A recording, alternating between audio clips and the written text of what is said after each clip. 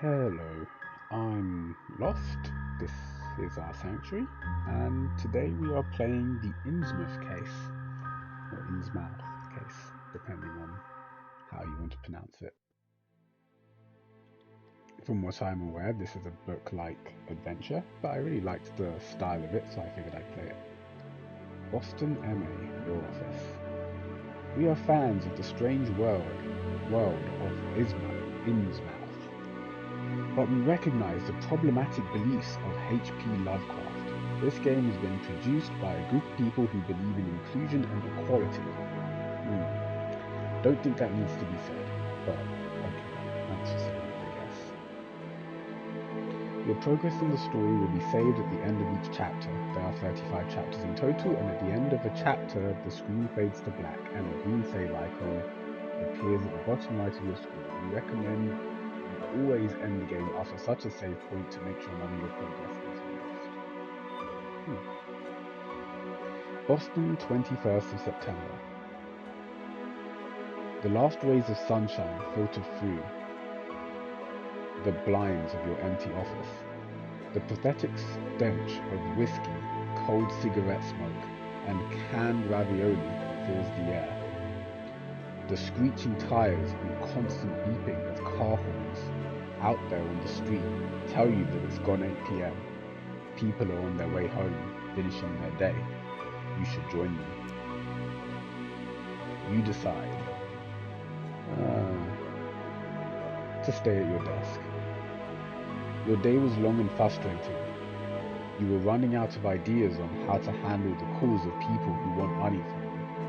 A cold shiver runs down your spine as you flick through a pile of unpaid bills. On the top of the pile is a reminder from your landlady you are 2 months behind on the rent. The next one is a 3-figure invoice from a games company for in-app purchases. You tried to claim them as business expenses in your last investigation, but somehow your client refused to pay. You mean pay for my in-app purchases? What were you doing? Playing Fortnite Mobile or something? Then there is a second reminder from your internet provider threatening to cut off your connection. You might take legal action because without the internet you can't work or live. Then pay for it. You really need more in-app purchases. Your lawyer. Cigarette. Little fresh air. I'm in between fresh air and lawyer. You jerk open the blinds. Amongst the dust, the last rays of light shine into your eyes like a laser sight in a spy flick. It takes a few seconds for your eyes to adjust. Your gaze settles on the Horns and Hooves pub across the street. How many simple jobs this dive has given you. Jealous wives whose husbands you had to spy on. All you had to do was lie in wait at a window and take pictures of them coming out of the dirtiest hole in the town. You close the window before you see anyone you know. You breathe a deep sigh. It may not have been a successful day, but at least it's over. You're looking forward to a classic Friday night, watching old mystery series at home in sweatpants and getting drunk in cheap booze. Since the early afternoon, you have been staring at the foreboding bottle of liquor at the other end of the room. Up until now, a vague sense of professionalism has kept you from drinking yourself into oblivion. Now nothing stands in the way. Suddenly, you hear someone at the door. Say, who is it? The door slowly cracks open with a timid creak. The unknown guest pauses. Then, in a breathy and melodic tone, you hear a woman utter, "Hello?" Your insides cramp. You suddenly realize that you haven't cleaned your office at all this year. Yikes. You quickly time to clean up would look shoddy, but inviting her in would suggest that I like the mess. "Wait a minute, wait!" you shout in a pitch that is at least 2 octaves higher than intended. There's no time to pick up the crumpled pieces of paper on the floor. You gaze across the total mess on your desk. A weird, undefinable crust has formed in the wood. You've never noticed that before. You try to hide it by putting some unpaid bills over them. They get stuck immediately. Nice.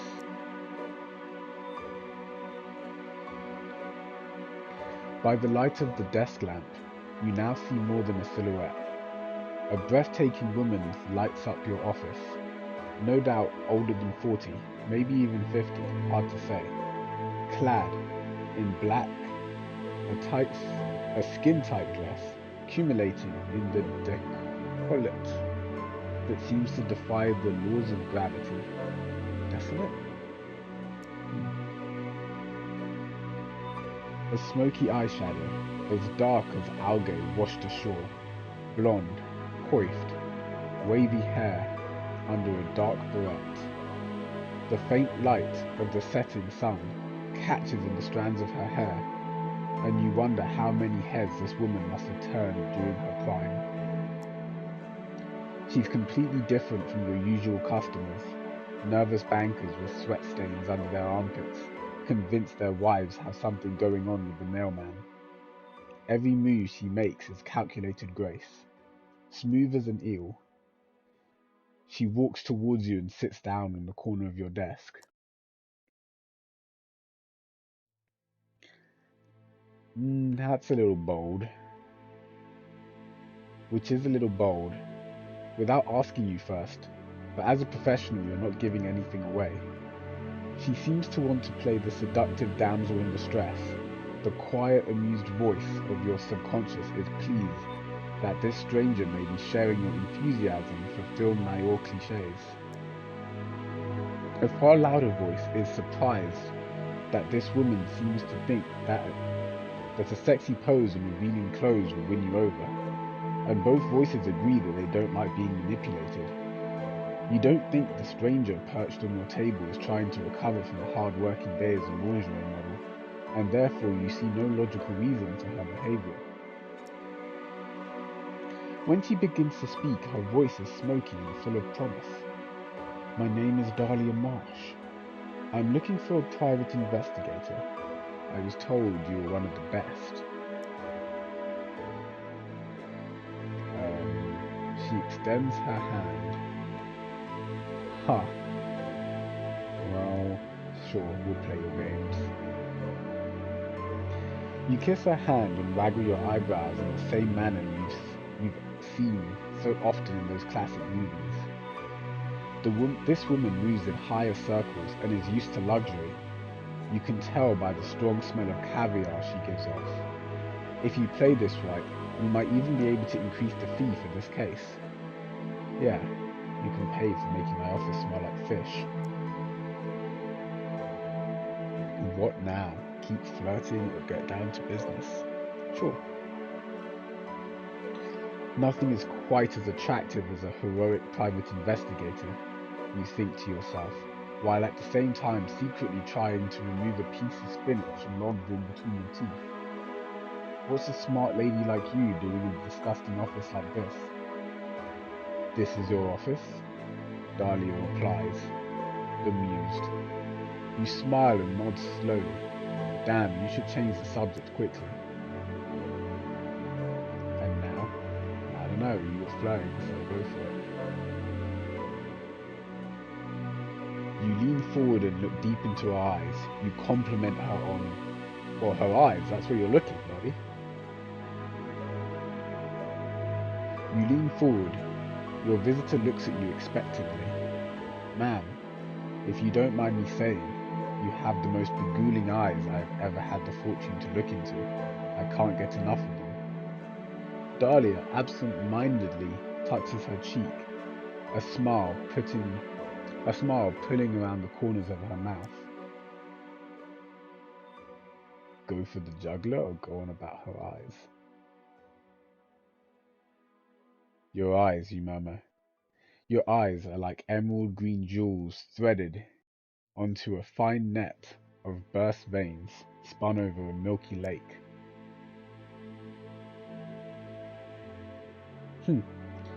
Dahlia's smile drops and she raises an eyebrow. You never realized how far a person could arch their brow. Can we get to the matter at hand?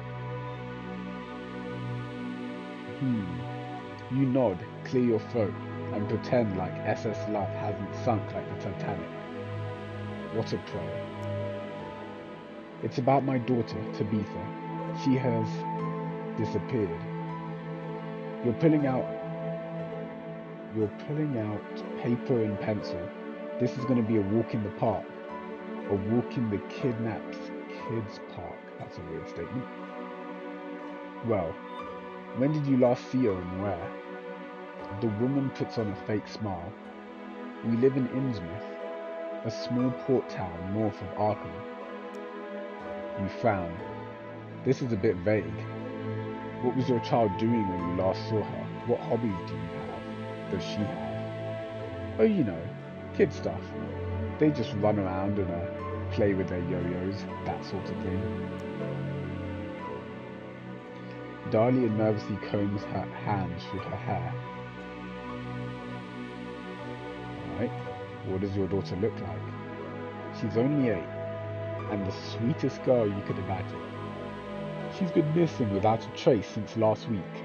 None of her schoolmates have seen her, and no one knows where she might have gone. She hands you a photo. Look, this is my little munchkin.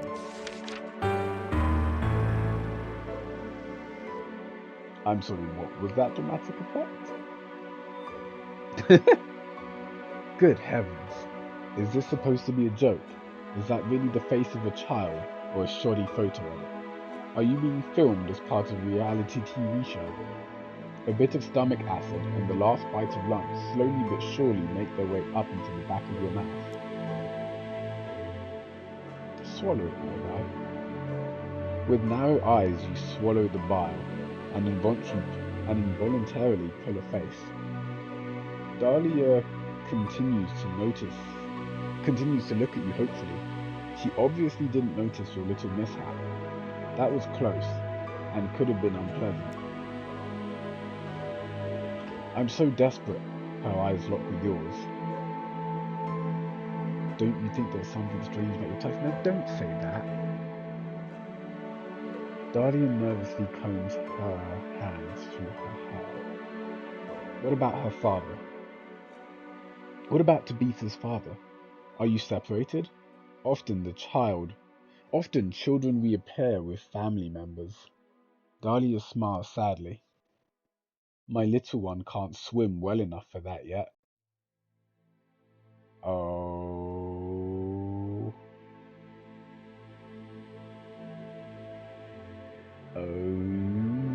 I know where I'm going with this. Your pen remains on the same spot on the notepad. What was that supposed to mean?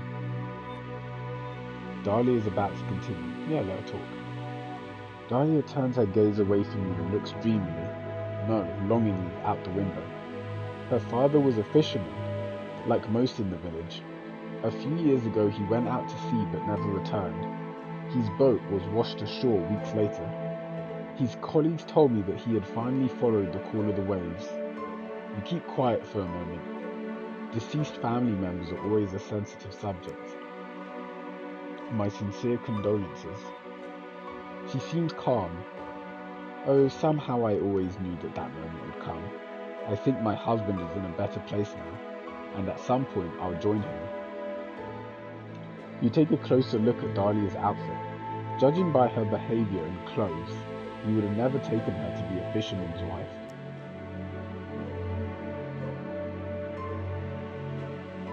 Why would you tackle her financial situation? Look, we're here to find a child, buddy, not to find you a new wife. Yo-yos. Hold on, yo-yos? Ring ring, can you hear that? It's the 90s calling and they want their outdated toys back. Dahlia blushes. Normally you would find this quite attractive, but the case of a missing girl beckons and you're utterly unconvinced by the way this woman pretends to be a mother. Yeah, that's great, but we're still looking for a kid, so don't make sarcastic jokes about yo-yos. Oh, okay, fine. I guess we're converted now. No, actually, wait, no, there's another option. Let the matter rest. This lady probably won't win Mother of the Year award, but that's not your problem. At least she seems to have money. To profit from it, you should probably go easy on her. Well, does your daughter have any friends she might be staying with? Classmates? Sport club members? Anything like that? Dahlia silently shakes her head. Very strange. You're about to ask if the girl at least had imaginary friends, but you hold back. I have no further questions, you mumble, more to yourself than to her. Dahlia stretches her neck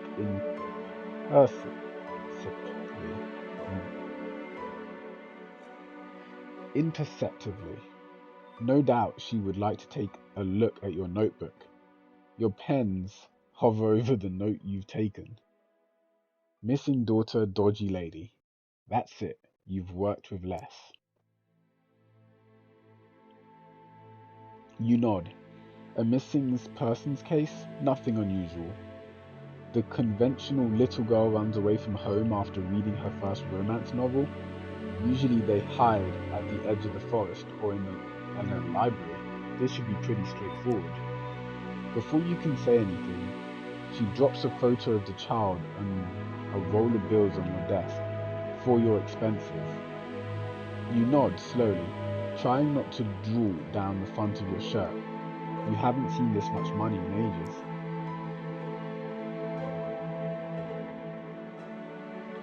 You don't have much time to prepare. A quick search reveals that only one bus goes to Innsmouth, and only once a day. A pattern emerges from your research. The few news items related to this little coastal town are all about missing persons. Interesting. In addition, you found some rather old-fashioned articles that praise the coastal town as a secret holiday destination. The best fish, untouched beach promenade. Promenade? Dunno. Authentic fishing people are the reoccurring buzzwords. Dahlia has given you the address at which you're supposed to drop off her daughter as soon as you find her, but also wrote down her phone number on the child's photo. You take another look at the picture before you pack your things.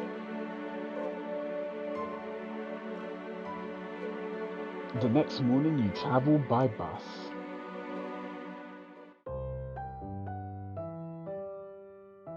So we're not going to use that money to pay our bills. Good to know. Your journey begins at a busy train station. There is supposed to be a bus line that departs from here to Innsmouth. Buses, you think to yourself, are not only an environmentally friendly means of transportation, they are also easy on your wallet. Sadly, the departure boards aren't of much help. New York, Maine, Rhode Island, no traces of Innsmouth as a destination. You wander around for a while until you notice a cleaner eating a sandwich on the side of one of the vending machines. Excuse me, where can I find the bus to Inns? Without letting go of his sandwich, the cleaner points to an abandoned counter in the dingiest corner of that public bus station. In the dingiest corner that public bus station could be capable of. The man gives you a nod, indicating that anything can be said. That anything that can be said has indeed been said. Interesting. You find that counter is elaborately decorated with cobwebs. It's a bit early for Halloween preparations, but at least someone has made an effort. At the moment, nobody seems to be there. You press your face against the plastic windows to peer into the room behind. Hello? Hello, is anyone there? I have to go to Innsmouth. No one there. Suddenly, out of nowhere, A bus ticket appears on the counter. Might the trip be free? Leave a donation for your own safety. You're a staunch defender of the law. It goes without saying that you pay. You put a few coins in the bowl underneath the foggy glass window. Hopefully they won't be stolen by the next passenger. Even if someone was sitting behind the counter, you wouldn't be able to see him. It's just too dark. You're distracted for a few seconds and suddenly there's some change on the counter. What's that? In amongst the coins? A golden fishing hook? How strange. Where's this bus hiding? In between the polished greyhounds and the travellers stowing their luggage, saying goodbye and dropping tiredly into their seats, there's a kind of dumpster. A dumpster with windows and wheels. No, it's actually a bus. It's a bit on the rusty side, and even from a distance you sense the strange smell it emits. Is that sulphur? You're not convinced how this thing is supposed to drive. In its vicinity, everything is noticeably quieter than the other bus stops. The people getting on show no sign of emotion. Nobody is trying to jump the queue here. Instead, the passengers move past the bus driver at a uniform speed, one after the other, shuffling up the creaking steps. Each two-seater bench is occupied by individuals, as if they want to make sure not to come into contact with their fellow passengers. The sign clearly says Innsmouth. No departure times, no stopovers, just Innsmouth. Undecided, you're standing on the stairs of the bus. Just show your ticket. You hand the driver your ticket. No reaction. At least you can't make out a reaction. The lighting is poor and the shadow of his dusty driver's cap covers almost his entire face. You notice something strange on his neck, but you can't quite make out what it might be. You're standing in the door waiting for an okay, a nod, anything. The sulphur odour has increased. The queue has formed behind you, but no one's pushing and complaining. Just keep walking. You shuffle sideways through the centre aisle. You don't remember the bus looking this long from the outside. You're surrounded by shabby two-seater benches, and some are already occupied, one traveller per row. The last bench is free. It looks like the upholstery is torn in some places though, or has it been slit open?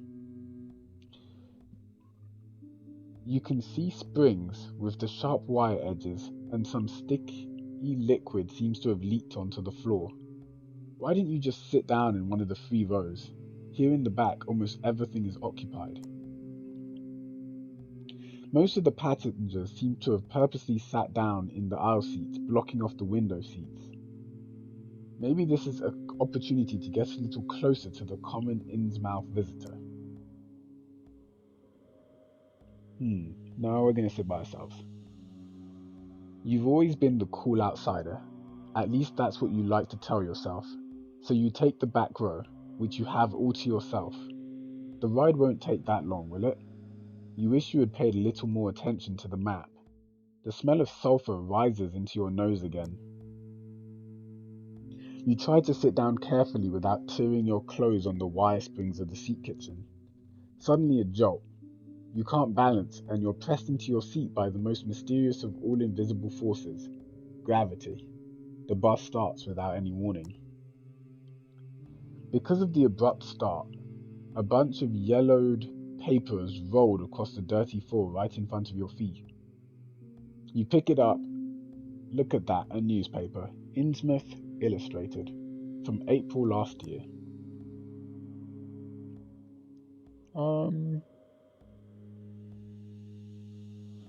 According to the faded sticker the subscriber of the newspaper was a certain C.G. Jung. Keep looking at the picture to see if it's going to change. Also, the dice is kind of weird. The Innsmouth Illustrated actually offers a lot of interesting or entertaining articles. All these features and listicles give the impression that at the end of this trip, you'll find yourself in an adorable, up-and-coming tourist metropolis. A real insider tip. Well, I'll read some more. You decide to read every damn article in this paper.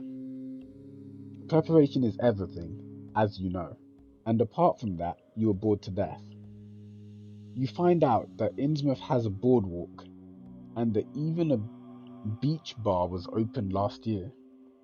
Finally, you discover the crossword puzzle, which turns out to be quite difficult. Quite a lot of fish-related terms. See you later. What?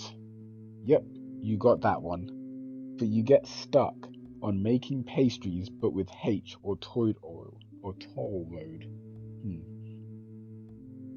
That's too difficult for you at the moment, and you throw the newspaper in the corner. Finally, your eyes close. The rest of the ride you sleep peacefully. The bus leaves the country road and turns off at the wooden sign that says Innsmouth in red flaky letters. The journey continues, rather bumpily, along a narrow dirt road, littered with numerous potholes.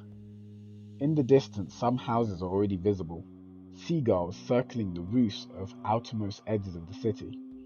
Slowly, all passengers take their bags out from under the seats and get ready. Curious, you look through the side window. That's odd. The bus passes by a huge... What is this? A scrapyard? A parking lot?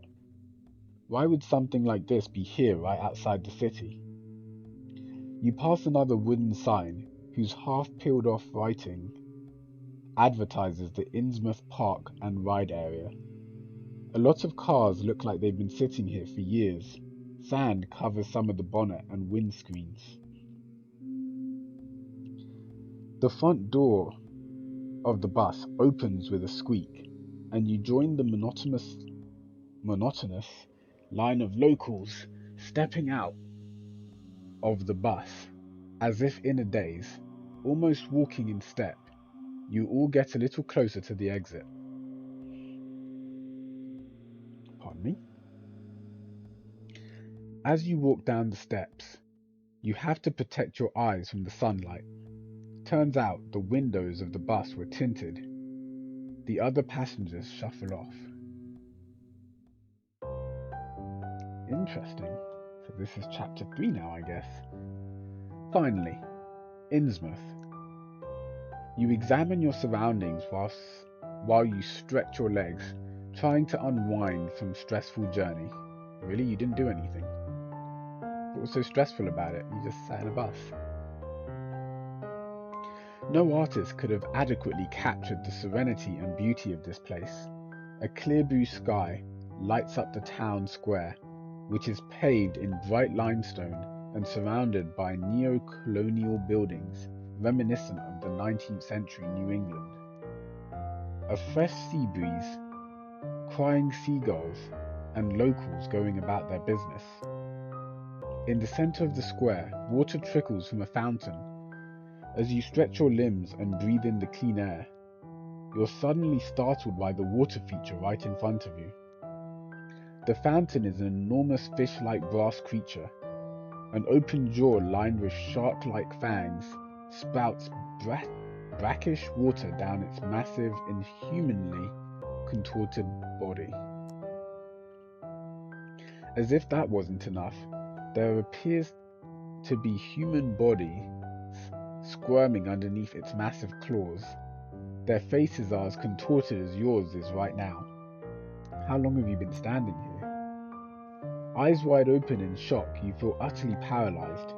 You start to scan the town square and notice more and more disturbing details. On every corner you spot ornamental statues and reliefs of fish, but these are not your classic harmless kind of fish. These are pagan symbols and grimaces of supernatural creatures from the darkest crevices of the deep sea. In surrounding houses, you can see faces pressed against the windows. All the locals appear to be watching you. You suddenly start to think about the cries of the seagulls sound particularly human-like. They sound like humans crying out in pain. What happened to the idyllic scene from a few moments ago?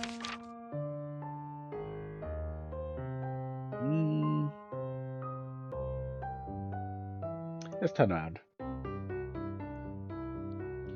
Welcome to Innsmouth. How nice of you to visit. A small elderly woman waves at you from afar. She beams at you as if you were her long-lost grandchild. She seems very different to the boors you have met so far on the bus into town. Her squealing shakes you out of your nightmarish panic. It's good to have you here. I've noticed you're very taken by our local fountain.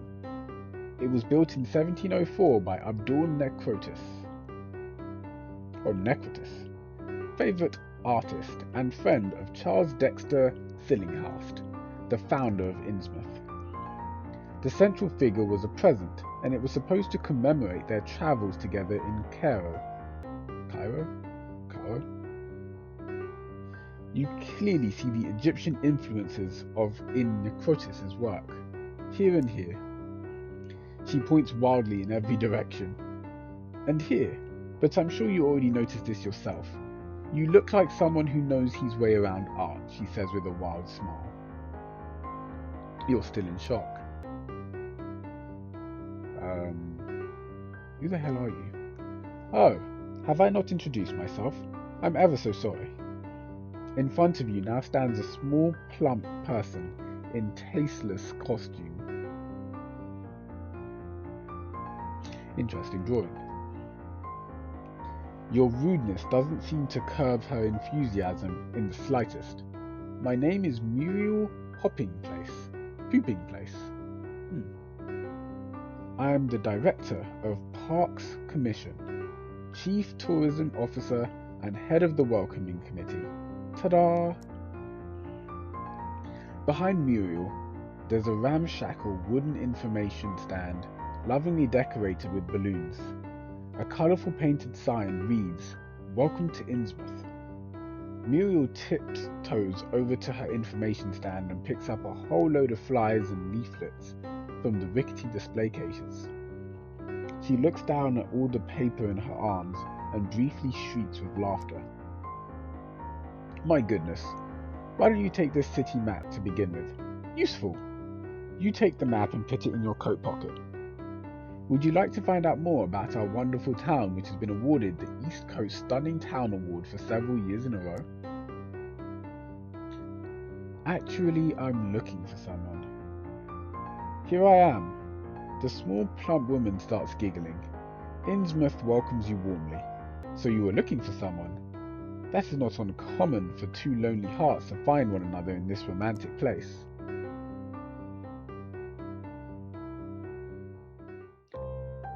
You see, I'm looking for this girl. It's always about a girl, isn't it? Tabitha Marsh, 8 years old. Her mother asked me to take on this case. You take out the photo and Muriel suddenly rips it out of your hand. Oh, what a cutie! But I'm sorry to say, I've not heard anything about missing girls. How awful. This sort of thing doesn't happen in Innsmouth. We need to leave. Perhaps you could have a look around the beach or on the playground. There's lots of kids around there. I'm sure that's where the little one will be. With an unnaturally wide grin, she hands you back the photo and turns around quickly. Anne makes her way over to the coast, another tourist family.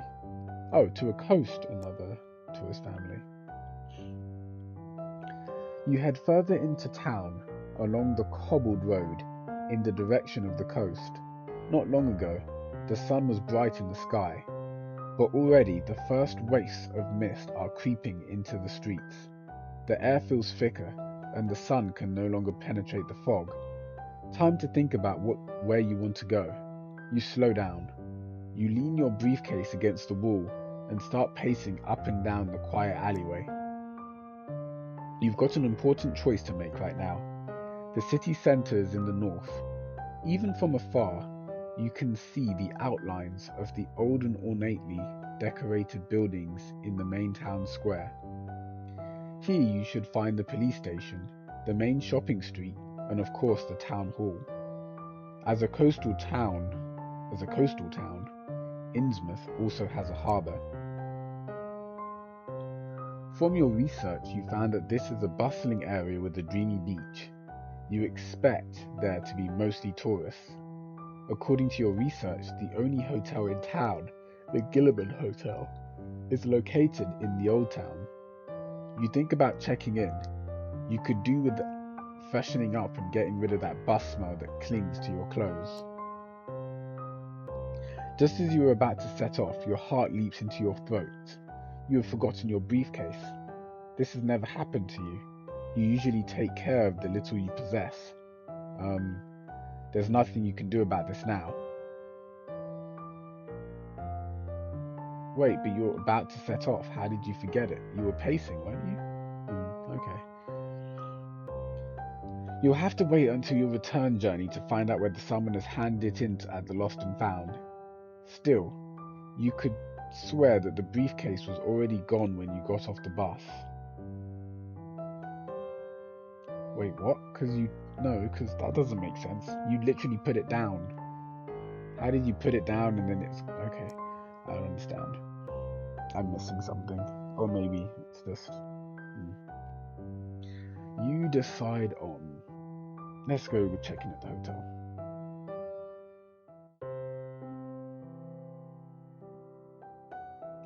You recognize its roof from afar, and, after a long walk, it is now before you in full splendor, the Gilman Hotel. At least it's easy to see that it once must have been a gorgeous building. The hotel resembles an old English country estate, but in its present state it would have been suited as the setting for a very predictable film about teenagers and chainsaw killers. That's an interesting reference. Wild and withered ivy has a firm grip on walls and obscures the details of the richly decorated facade. A gallery of gargoyles melted into unreal shapes by acid rain and acidic pigeon droppings lines the roof. The many window panes have been neglected for years. Only in a few places has small areas been wiped clean in order to see outside.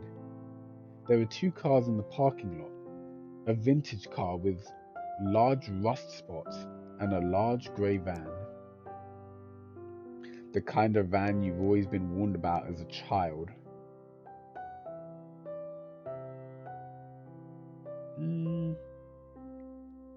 We don't have a reason to inspect the cars yet. I know what that says about child, but why would there be a child in there? I don't know, let's inspect. You look around again just to make sure that the people who own the cars aren't hiding somewhere with their shotguns at the ready. The coast is clear. First, you walk over to the antique car. Well, you're not a car expert, but the car looks antique to you anyway. Both seats on the inside are made with antique leather, a bit tacky. You turn away from the antique car and look towards the van. No writing on the side. A regular registration plate and the windows in the front blacked out. Hang on, you have a brainwave. Maybe this is the van into which poor Tabitha had been pulled into when she was kidnapped. Was she lured away her awful fate by sweets and lollipop? That sounds like utter nonsense. All of a sudden you realize how absurd this theory sounds. Maybe you would actually solve the case if you did some real investigation and not just hang around parking lots. Stealthily, you look around. After admiring one old car one last time, you walk back to the hotel. You really hope the inside of the hotel has been looked after a little better than the outside. But you're quickly disabused of that notion. The massive wooden door is difficult to open. Shouldn't the staff be doing this anyway? With a loud creaking sound from the hinges and exhausted puffing and panting on your part, you manage to open the door and enter the lobby of the Gilman Hotel. You wonder if the guests are even welcome in this place. The room is sparsely lit. There are impressive chandeliers hanging from the ceiling, which, if working, would perhaps not give the grand hall back its original splendor, but at least convey more warmth. Your first steps tell you that there's rotten floorboards hidden underneath a thick carpet. The green wall paneling and the wallpaper also appear to be rotten and musty. Sort of wet. I mean, if you don't check in here, where are you going to check in? Go to the reception. Before you let yourself be distracted by the questionable interior design and the associated health issues, you walk purposefully towards the reception desk. A small greenish creature stands before the counter. The loudly humming ceiling lamp above the loudly humming ceiling lamp above harshly illuminates his silhouette and gives his face hard edges. You can make out every individual speck of dust and dandruff on his dark green velvet color and crooked shoulders. Maybe they should be dimming the lights after all. The figure smiles at you, or perhaps it's more of a grin. His face unsettles you. You lean forward at an angle to get a better look at him. The corners of his mouth reach all the way up to his dried ears. His smile looks like it's painted on. His beady eyes lie deep in the cavity of his skull and seem to stare into opposite directions. Has he even blinked yet? And on top of it all, he smells funny. How may I help? You're startled and take a step back. Welcome to the Gilman Hotel. My name is Cornelius Gilman III. How may I be of service to you? The man's gaze remains unchanged, and his natural smile seems to be etched into his face. You're still a little surprised that he can talk with that expression on his face. Just a moment ago, you could have sworn he was an inanimate puppet.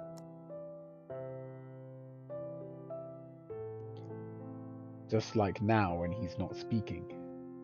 I would like a room, please. I would like to book a room, you begin, and manage not to blurt out in a different hotel. Perfect! The Gilman Hotel is delighted to be able to welcome you as its guest. May I ask whether you're in Innsmouth for business or pleasure? How long will you be staying with us? Would you prefer a view towards the beach or the skyline of our exciting town? When would you like to be woken up? Do you sleep deeply? Are you traveling alone? Do you have family? Who knows what you're here? Who knows that you're here? Can I interest you in our spa, fitness and wellness activities? Would you like to subscribe to our newsletter?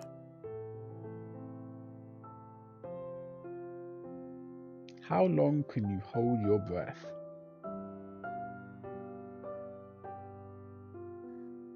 Funny story, I've been able to breathe underwater since I was a child. Interesting. So I'm just coming home then. Are we done now? Can I go to my room? The concierge's expression didn't change a tiny bit for the duration of your conversation, let alone did he blink. Thank you very much. That was all I needed to know. Now, all you need to do is sign here. He tilts his strangely shaped head over to the guest register. John Doe, Noob Slayer 555, or your real name. We'll just go with my real name. Oh. Okay. Sadly, we're all booked up this season. There's only one spare room. Here's your key for room 666. Enjoy your stay. Yikes. You look at the key which has magically appeared on the counter. Then your eyes slowly wander past the man to the wall where countless other keys are hanging. Book wellness sessions? No. Let's continue our search. Thanks so much. At least you've got to bed for the night. You think it's best not to waste any more time and decide to immediately keep looking for the girl. With quick steps, you hurry out of the building, but you can still feel the eyes of the concierge on you. Time to go and look for Tabitha. Your investigation leads you to the town centre.